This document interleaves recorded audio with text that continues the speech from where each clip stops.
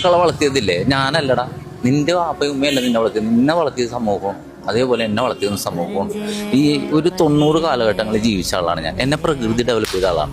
അതായത് റോട്ടിൽ കിടക്കണം മാങ്ങ എനിക്ക് വീണ് കിട്ടണം, റോട്ടിൽ കിടക്കണം ഓറഞ്ചുകൾ, അത് ഇത് മാങ്ങ. ഒരു കാറ്റ് മഴ പെയ്യാൻ കൊതിയാവും. എന്താ കാര്യം അറിയോ? ഒരു മാങ്ങ വീഴും, ഉണക്കത്തേങ്ങ വീഴും, കുറെ സാധനങ്ങൾ വീഴും. ഇന്ന് അതല്ല, ഇന്ന് സമൂഹമാണ് വളർത്തേണ്ടത്. ഇന്ന് നമ്മൾ ഒരു കാരണവശാലും ഈ പ്രകൃതിക്ക് മനുഷ്യനെ സപ്പോർട്ട് ചെയ്യാൻ പറ്റില്ല. ഇനി നിങ്ങളെ പോലുള്ള കുട്ടികളെല്ലാവരെയും സമൂഹം ഡെവലപ്പ് ചെയ്യുക. അതാണ് നിന്നെ കണ്ടപ്പോൾ ഞാൻ ചാടി എഴുന്നിട്ട്. കാരണം നിന്റെ ഹൈവേയിലെ വീഡിയോസ്, നിന്റെ പെട്രോൾ പമ്പിലെ വീഡിയോസ്, നീ ഓരോരുത്തരെ സപ്പോർട്ട്. ഞാൻ വീട്ടിൽ കുട്ടികളെ കാണിച്ചു കൊടുക്കും നിന്റെ വീഡിയോ.